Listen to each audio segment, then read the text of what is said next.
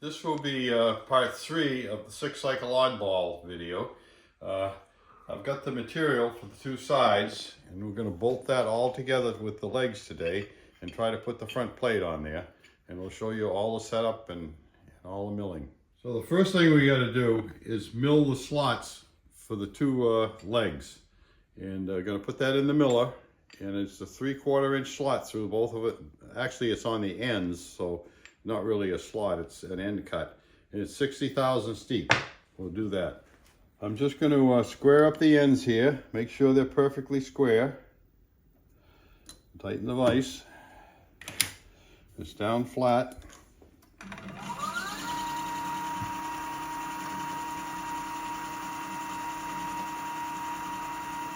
Now the depth of this isn't real important. It says 62 thousandths. That's about what I'll try to do.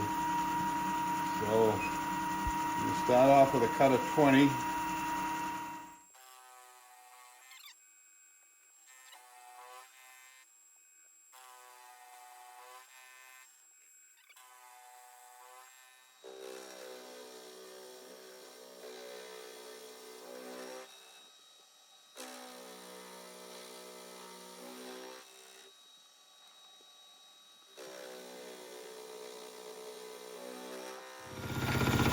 Now I'm just going to check and make sure that the legs fit in there, because I think my legs are about 5 or 10 thousandths wide. I might have to go over a little bit on that.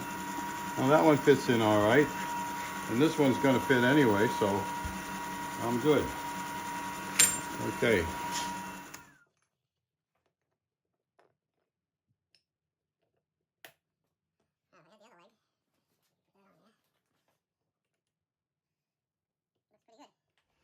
Everything fits good. So now we'll drill and tap those so we can screw it together. Okay, one thing I usually do when I'm tapping something, or I have an assembly to put together, if I can't clamp it down, I make a block that just fits in there perfectly, and I can clamp it this way. And that way it's rigid, and I can square it up perfectly and then put my parts on, and then you know you've got it perfect. If you just put that in there and drill a hole and start going, it might come out a little tiny bit crooked. If I do this, it won't.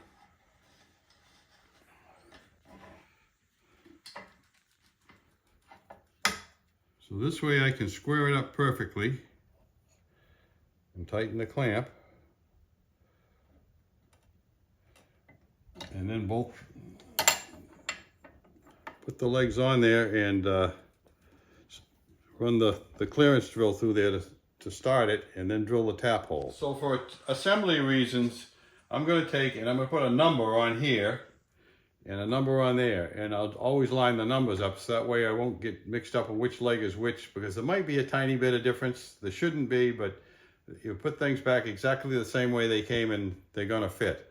So I'm going to stamp a number in both of those legs and both of the side pieces.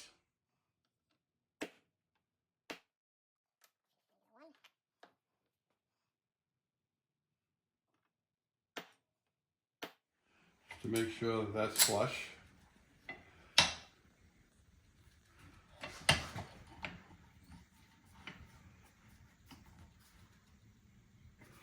Okay.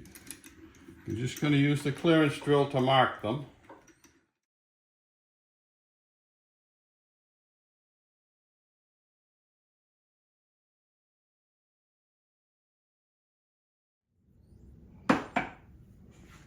Now the tap drill. I'm going to switch over to the tap drill, which is a number 19, which gives me a 60% thread.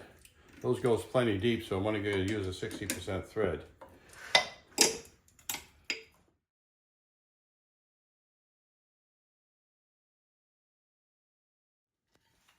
So I got about a 1/4 inch of thread sticking out, and I'm going to go in a 1/2 inch to give myself plenty of clearance on the bottom of the tap.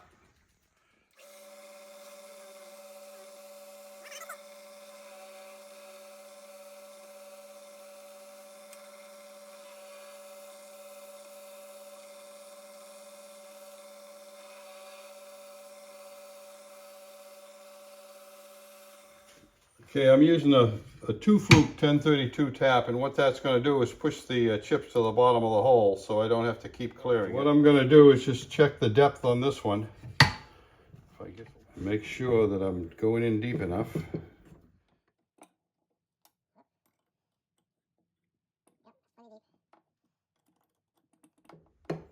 Nice and tight. That's good.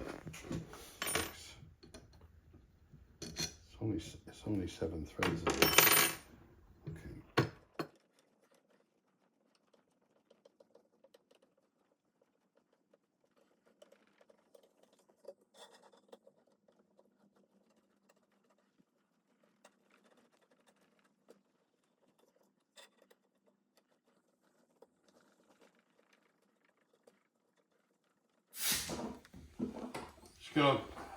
Just gonna blow the chips out of the holes.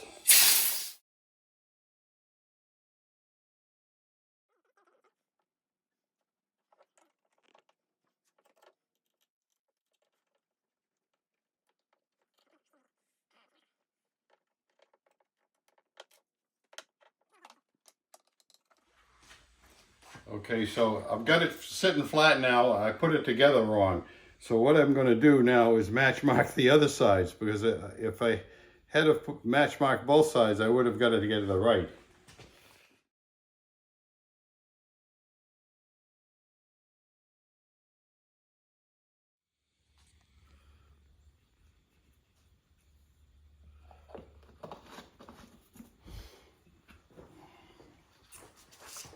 So the next thing we're going to do is put this slot in here, and the slot is for a slider that holds the exhaust valve open on the when it doesn't fire. So this slot, the size of it isn't really important. This notch is important, but if you don't have the proper cutter to do the slot the way I do it, you can use another cutter, and then when you make the slider, you can make it fit your slot. So that the dimensions aren't really important as long as your slider fits and it's in line with this. Okay, the center of the slot is 3/8 from the top. Right there. And the slot itself is a 1/2 inch wide, so I'm going to come, it's 3/8 on center, so it's going to be 1/8 from the bottom. It's 125. Make a line, then go up a 1/2 inch, which would be 625. And that's the slot, and it's going to go 1 11/16 deep, 687. So it's 1 inch, 687 deep.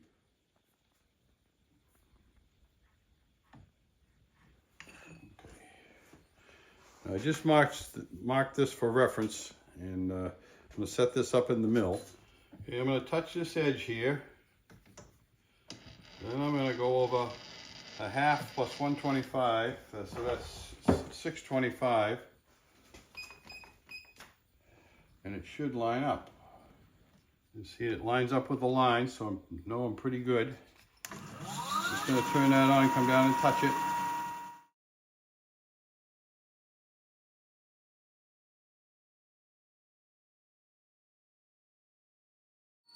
Okay, I'm setting a stop here just to save myself a little time. So now I got to go 234 deep. We go like 25 at a time. Speed that up a little.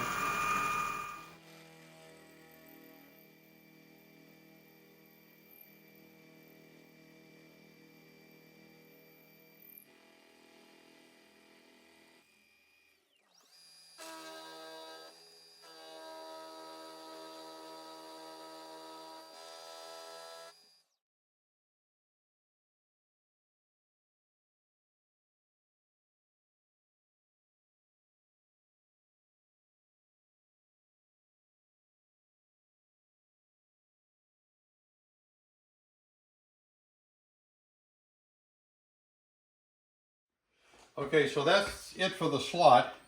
And now I've got to put the undercut on both sides of the slot. And for that, I found this tool. It's a little undersized in both directions, but that won't make any matter because I can just make the slider a little bit smaller. And I'm going to leave this setup where it is because it's already centered. And change the tool.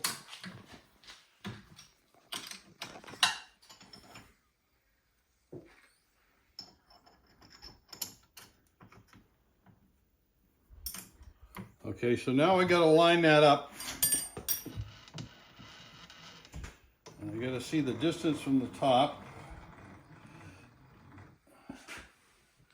I only have to line it up height-wise. That looks about right. Let's see if it's going to be there. Well, that looks about level there. Let's see how much it's supposed to be down. They are saying a 32nd of an inch, which is only 31 thousandths, so we're just gonna go down 31. Okay, I'll run that in there.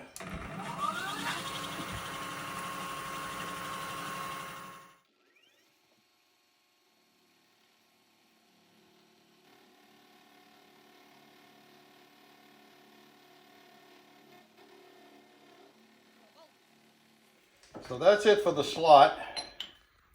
See how the undercut looks? Looks pretty good, I guess. Clean it off. And so this is not exactly the size, but what I can do is just make the slider to fit that. So no matter what size it is, it'll work. The next thing we got to do is we got to put the crankshaft hole in there. And this little hole, this is the pivot for the governor arm, and we'll do those two holes. Okay, the crankshaft hole, as you can see, is 2 5/62 from the front, and this is the front. You stand that up there like that. 2 5/62. And then the other one is 1 inch.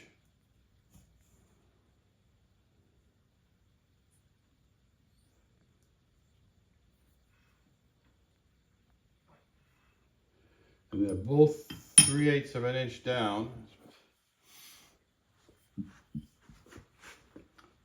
So that will be these two holes.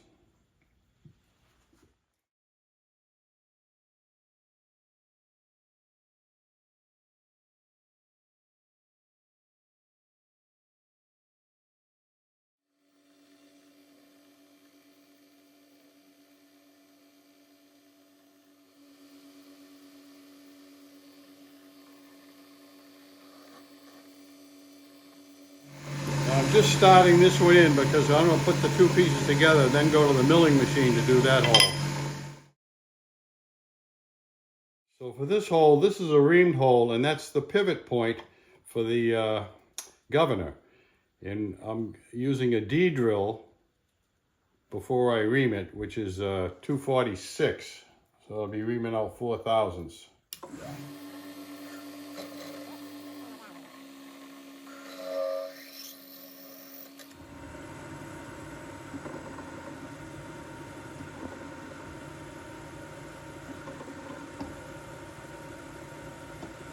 So there's the reamed hole for the pivot. Now I got to drill a hole up in here, which is a tapped hole to hold the pivot in there. It's calling for a 632, but I don't have any, and I have a 540, which is close enough. Yeah, drill it and tap it for 540.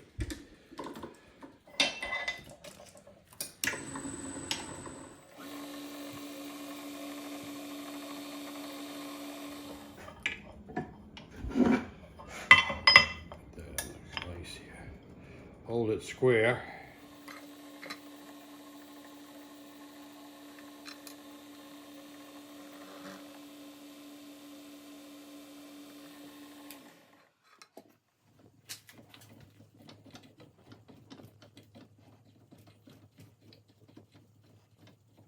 This up and drill the hole for the crankshaft. for the flywheels. It doesn't really have a crankshaft. It has two flywheels with a pin in between.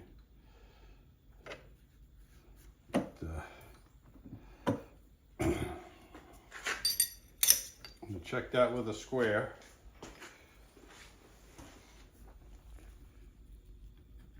So that looks perfect. So I'm centering up on that hole with the center.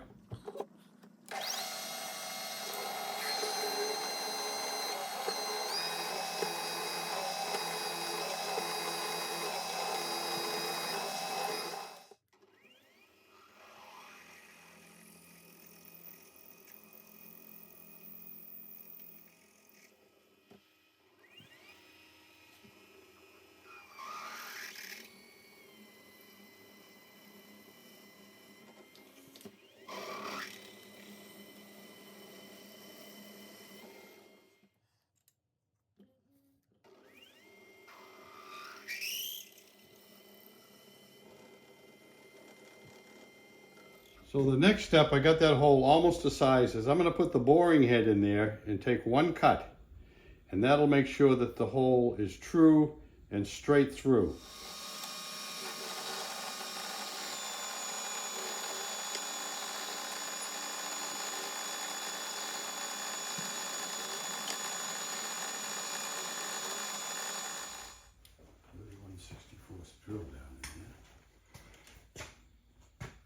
Okay, now I've got the hole absolutely true and straight through, but not quite to size. So now I'm going to run the last drill through then, and then ream it to 1/2 inch.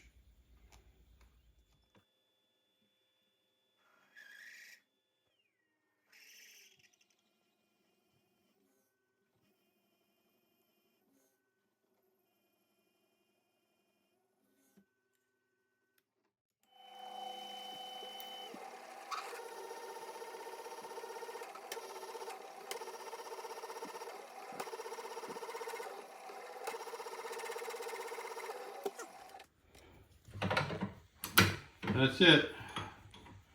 That hole is absolutely true and 1/2 inch in diameter.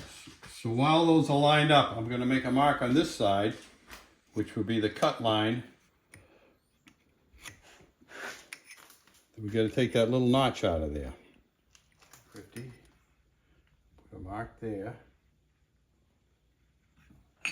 I'm going to rough saw that out of there, and then I'm going to mill it up to the line.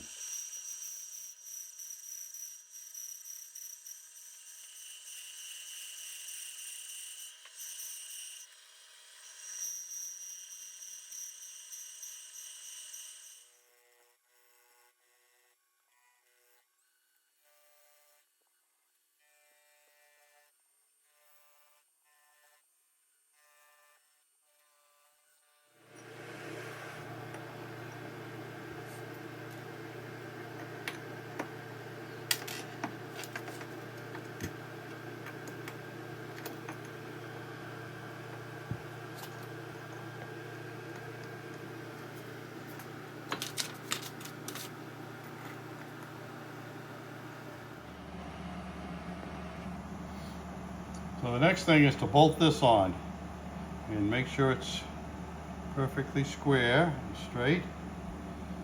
What I'll do is clamp it in place and then do the spot drilling with the clearance holes and then tap it.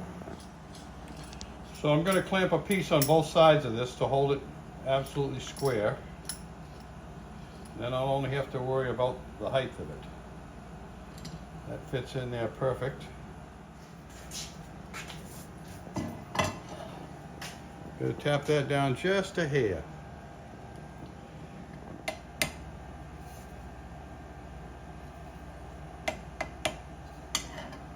So that's flush now. That should do it. It's a little high.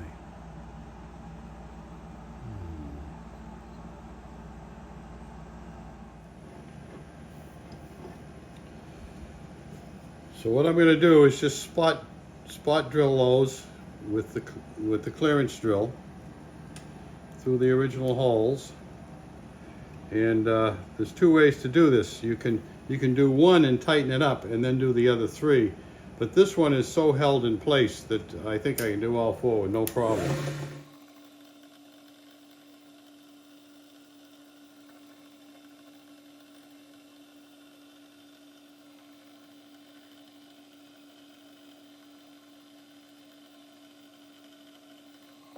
So it calls for a number 30, what did I say, 632, a number 33 drill for a 60% thread, and that's what I'm going to use. Because I can go in plenty deep on this and get the strength out of depth instead of trying to get a 80-90% thread there.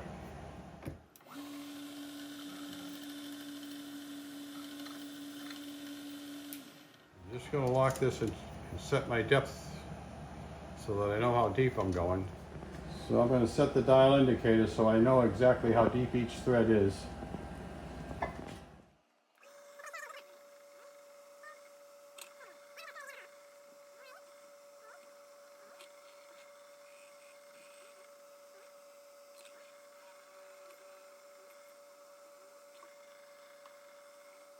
We got to put a 632 tap in here.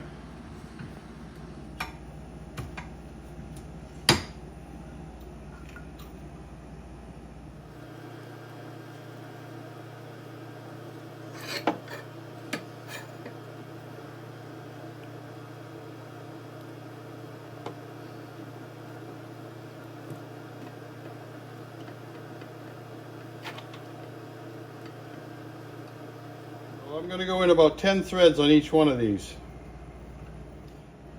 1, 2, 3, 4, 5, 6, 7.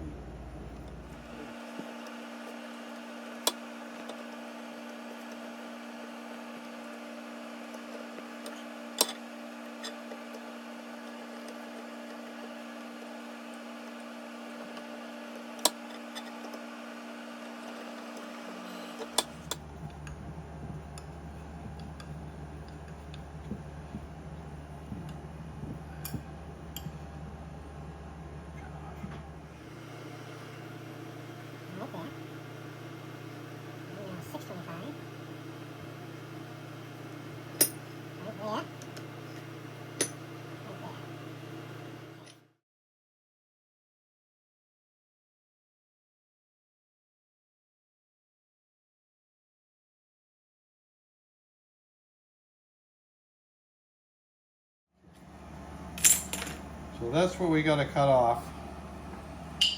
And for that, we're going to go upstairs. So this is a wood cutting bandsaw, and I've got a skip tooth blade, which is, it's 4 teeth per inch. And somebody gave me this old saw, and it cuts aluminum very well. And that's mostly what I use it for. So I'm going to put a little wax on the blade.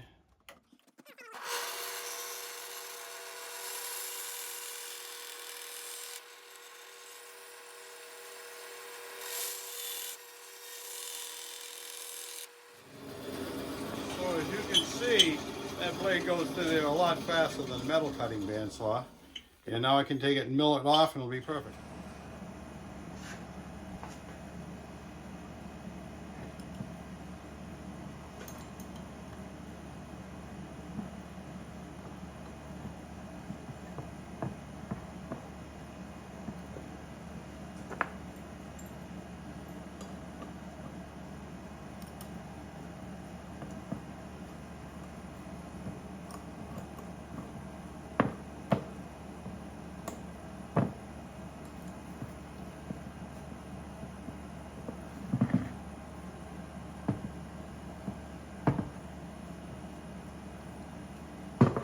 So as you can see, if you look closely, this one is a little longer than this one.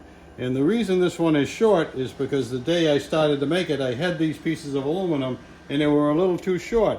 So I looked at the plan and I said, well, I can cut some off the back of the here, it doesn't matter. And the only thing I had to change was I had to make clearance for the flywheel on this back leg. But there's the original plan here. And it's ready for the next step. The end of part 3. I thank you for watching. Next week we're going to do the flywheels, and that's probably about all we can do. just the 2 flywheels. And then we'll do the cylinder the following. Like what you saw, give us a thumbs up and subscribe to the channel. We thank you very much for watching.